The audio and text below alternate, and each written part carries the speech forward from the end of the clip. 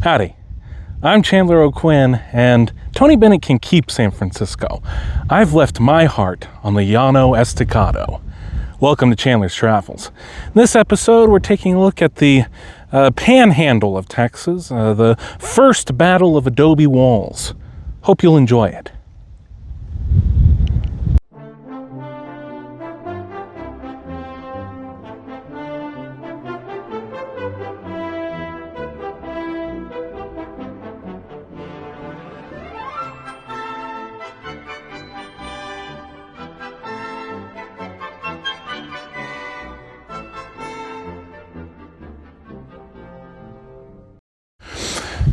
So I'm here at the site of the second Battle of Adobe Walls.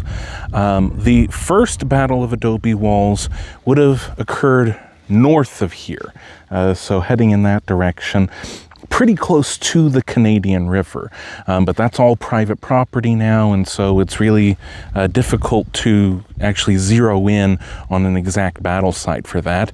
But close enough to the second Battle of Adobe Walls that I thought I would talk to you about the first battle here. So, 1864. The U.S. Army is clearly involved in major operations with the Civil War. They have pulled a lot of the troops that were in, of course, Texas, because Texas seceded, and they have all along, the U.S. troops have been pulled all along this border with Comancheria, with the Sioux, with everyone along the whole western frontier have been pulled out to fight in the Civil War. So there's just a few groups of soldiers that are still left out in the West. One of those is commanded by General Carlisle, and that would be the Department of New Mexico. That also happens to have one of the most famous Wild West figures, Kit Carson, as one of its officers.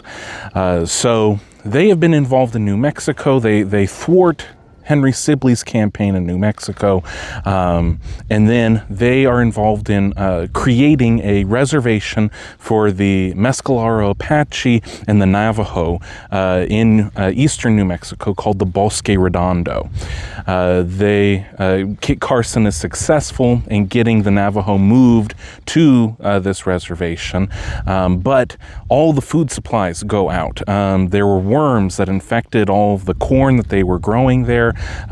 So they are desperate for food and supplies.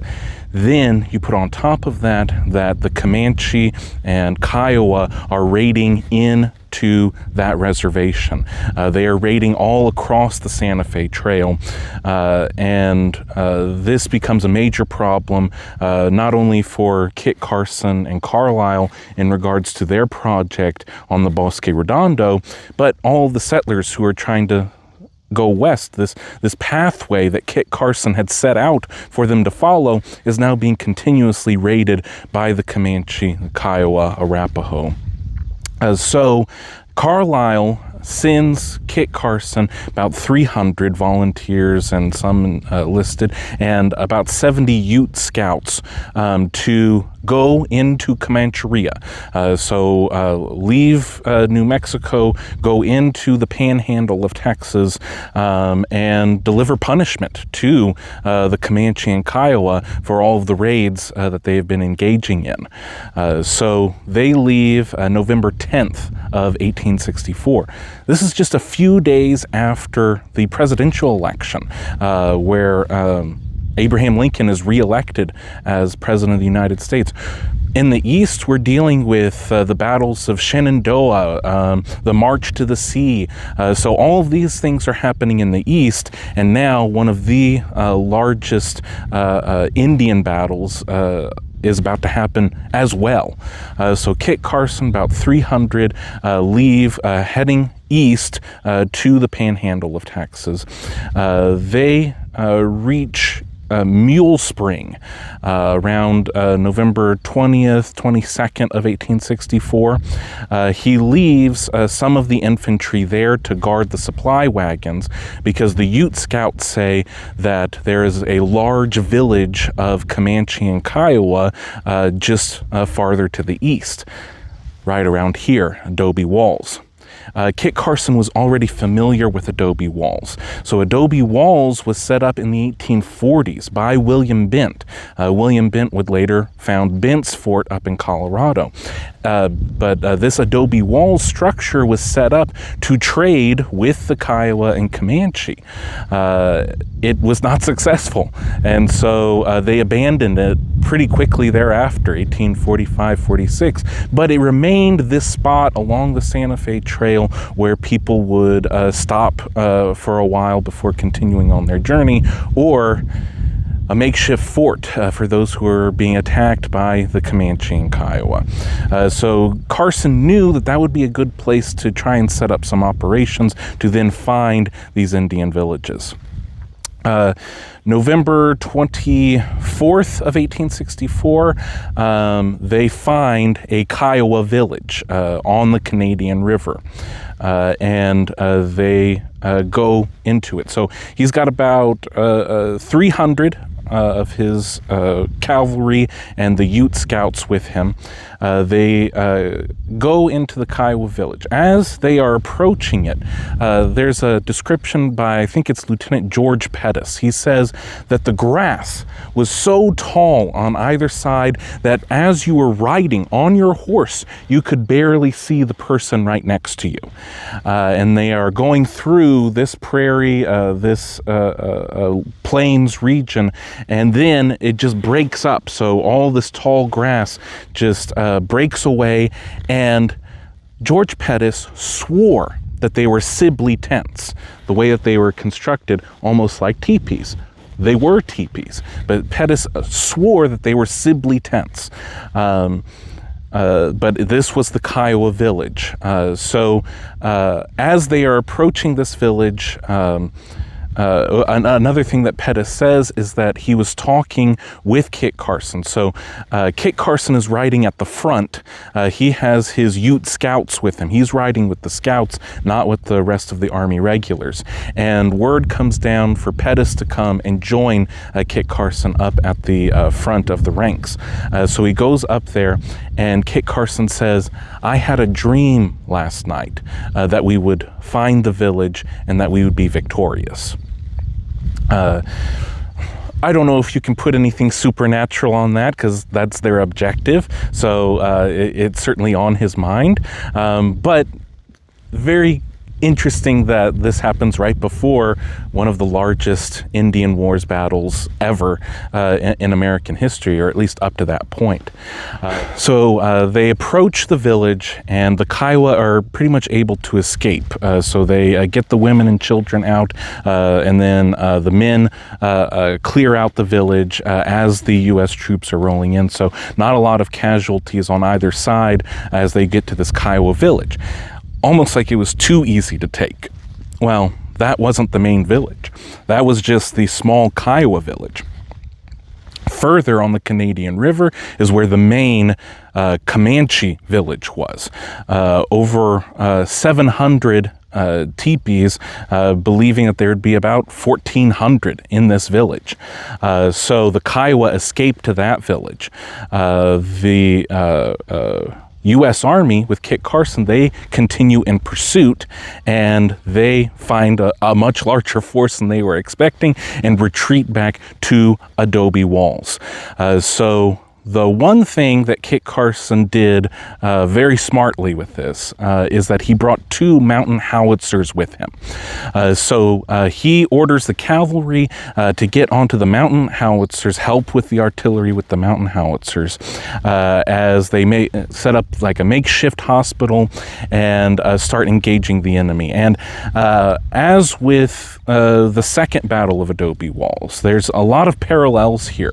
So in the first battle, battle, they all talk about how amazing it is that the Comanche will go out of their way to rescue fallen brothers, that the soldiers, the warriors who get shot, 2 or 3 braves will run to them and pick up the dead body of their fallen brother and bring them back, believing that there's a spiritual quality that if their bodies were to be mutilated, scalped, then they would not make it to the great hunting pasture.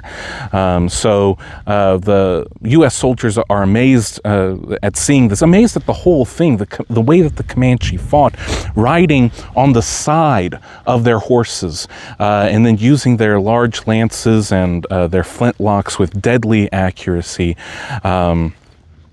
So the Ute scouts are fighting the Comanche there. The U.S. Army is getting prepared at Adobe Walls, and then they just start letting loose. Boom! With the mountain howitzers. Boom! And the Comanche weren't expecting that. So you just see all of the groups of Comanche just start to break up and get out of range, or try to get out of range. And eventually they start coming in almost single file, or just one warrior at a time, to Adobe Walls to try and do as much damage as possible. There's only 300 against 1,400 of these Comanche warriors. So the battle keeps on going, and then the mountain howitzers doing their work around 2 o'clock in the afternoon, I believe. The Comanche and Kiowa leave, they regroup. But Kit Carson thinks that the battle's over, that they've proved their point, and that the battle is done for that day.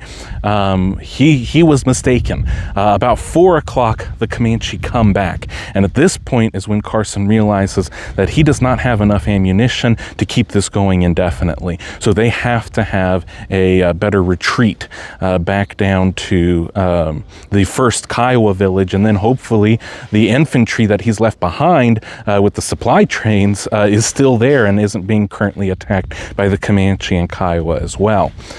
So about 4 o'clock is when they start heading towards that original Kiowa village. One of the stories that George Pettis shares is that there was a Mexican boy. He calls him a boy, probably somewhere 13, 14-year-old range, a Mexican youth who was from New Mexico and fighting with him. And in the midst of battle, he falls down onto the ground and his hand reaches into a rattlesnake hole. And the rattlesnake bites him on his finger. And so he is running back towards Adobe Walls, where they have this makeshift hospital, and holding his finger up in the air. And George Pettis is saying, "¿Qué tienes? ¿Qué tienes?" And he goes, un bubio, un bubio. So the rattlesnake had bit him. So this teenager gets into the makeshift army hospital. The army surgeon bandages it, gives him some whiskey, and then sends him back out there. And so they are in this tactical retreat from Adobe Walls to the Kiowa village. And again, remember, the grass is just so tall on either side, and the Comanche realize what's happening, so they light grass fires to just burn everything around them. So it's just this wall of fire on either side. And the Mexican teenager is riding along on his horse, and you just see this billows of fire and smoke on either side. And then the wind kicks in and it blows some of that smoke away. And right there next to him is a Comanche brave. And the Comanche lifts his rifle up. The Mexican boy lifts his rifle up. The Comanche fires first, does not hit the Mexican boy. The boy gets his rifle, he shoots, and he hits the Comanche warrior. And then he gets off of his horse, the Mexican soldier does, and goes over to the body. The Comanche see their fallen brother. They're trying to get and rush towards that Comanche brave to prevent any sort of mutilation, but the U.S. soldiers spot them and fire at them, and the Mexican soldier was able to get the scalp of that Comanche brave, and that was the only scalp that was taken on the U.S. side that day. They are able to make it to the Kiowa village and just lay waste to it. All the winter supplies that were there, burn all the tents, burn all the buffalo pelts, anything that they had. There were still a few of the injured and lame that were there, and the Utes had brought with them 2 women, 2 squaws, and the soldiers were wondering why they would bring these 2 women with them. Well, the Utes are the ancestral enemy of the Comanche.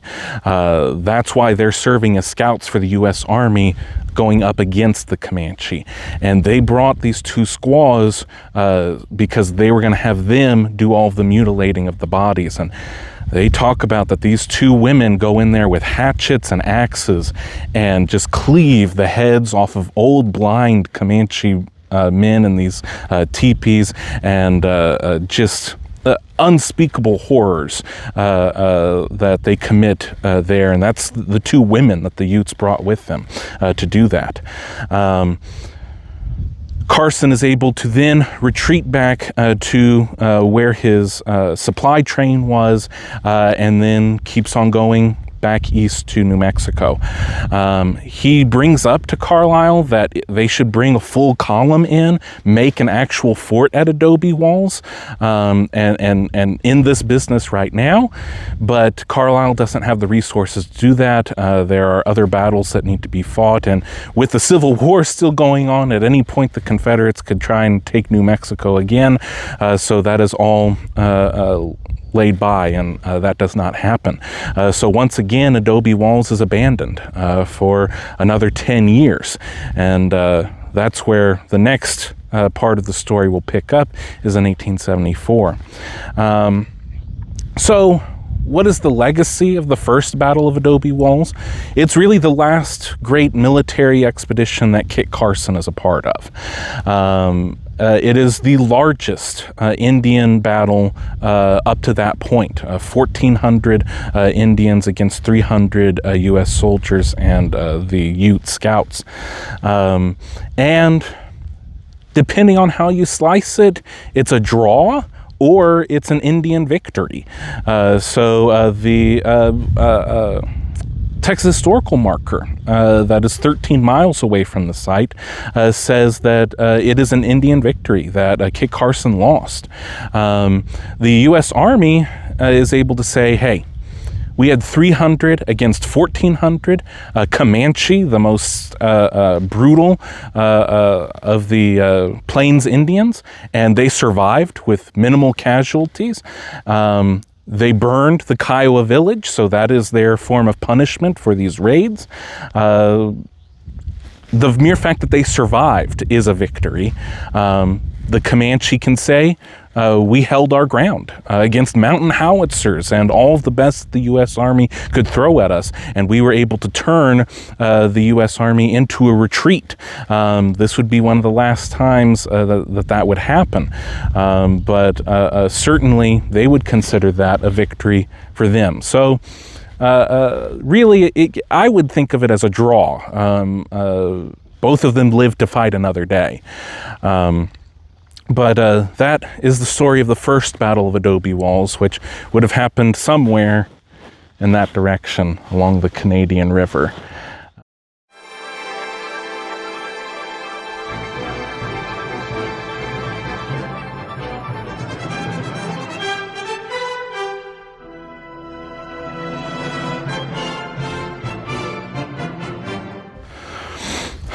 This is the memorial set up for the Comanche and Kiowa warriors who died during the Second Battle of Adobe Walls. Thought this might be a good place to talk about some of the Indian leadership and some of the cunning tactics that they used during the First Battle of Adobe Walls. There's some debate as to whether Satanta and Satank were at this battle, but Dohasan, who was a very important Kiowa chief, definitely was at the First Battle of Adobe Walls. He is the one, Dohasan. I'm not sure if this will make it in, but I was struggling to remember his name because it's a very important name to remember for the Kiowa people. Dohasan was at the Kiowa village and organized the whole retreat of the Kiowa village before the U.S. troops laid waste to it. Dohasan, along with them, either on the Comanche, I think it was on the Comanche side, they had a brave who had a U.S. Army bugle and who knew all of the U.S. Army commands on the bugle.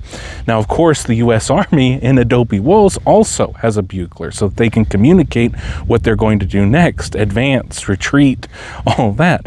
So the U.S. Army, when they're fighting at Adobe Walls, they signal advance, and then out in the distance, they hear the other bugler say retreat. And so they were dueling buglers throughout the battle. So everyone... it was some sort of macabre humor, but it did confuse the U.S. troops for a little bit, that they would hear advance and then immediately hear retreat. And in the fog of war, you have to think, 1864, definitely black powder, so just fog of black powder smoke, likely percussion cap muzzle loaders, I'm thinking. I'm not an expert on military tactics and everything, but I'm not even sure that these guys would have breech loaders, and I definitely don't think that the Kiowa or Comanche would. So you have to think of how that would impact the battle as well. So just tall grass, gunpowder smoke, you hear advance, you immediately hear retreat. You hear retreat and immediately hear advance.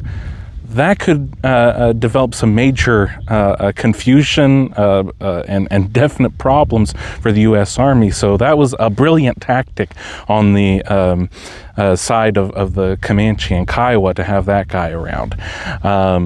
But yeah, I wanted to take some time to make sure that I shared that other aspect of the story with you. So this is as close as you can get to the First Battle of Adobe Walls. 13 miles, which I'm pretty sure you can see 13 miles ahead, is where Bent's Fort, the original Adobe Walls, was set up in 1844. It was on the banks of the Canadian, and I'm not sure if it's coming out in the footage here, but in the distance, just right below the sun, you can see some shimmering, which I think might be the Canadian River. So pretty much if you were here in 1864, you'd be looking at November of 1864, you'd be looking at one of the largest Indian engagements ever in American history up to that point.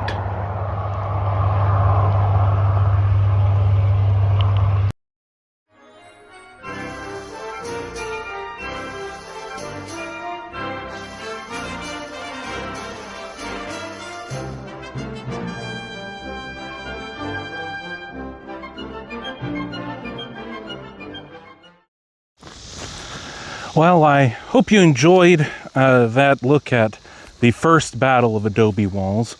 I am right now on the Mullinall Trail at the Lake Meredith National Park in, just outside of Amarillo, still here in the Panhandle. And one thing that struck me while I'm walking this trail is the grasses next to me. So you can see how tall they are, right? Let's see if I can So these are the types of grasses that George Pettis was talking about, and probably even taller than this. Imagine, I mean, just a few feet away, you would not be able to see a Comanche warrior. So that would be very scary to just see one pop out from there. And then you think of all this being on fire. Truly an amazing tale that he told us about all of that. When I was talking to my mom about setting up this trip and the first battle of Adobe Walls, she goes, well, how are you going to make that funny? It's like, I don't know if I'm going to make it funny, but hopefully it was entertaining, and hopefully my passion for the subject made up for any of the nastiness of the story itself. Well, that just about wraps up this episode of Chandler's Travels. I'd like to thank you so much for watching. Please be sure to like, share, subscribe, hit that notification bell to help us in growing the channel so that even more people can come along with me on my journeys. Thank you again for watching. Vaya con Dios.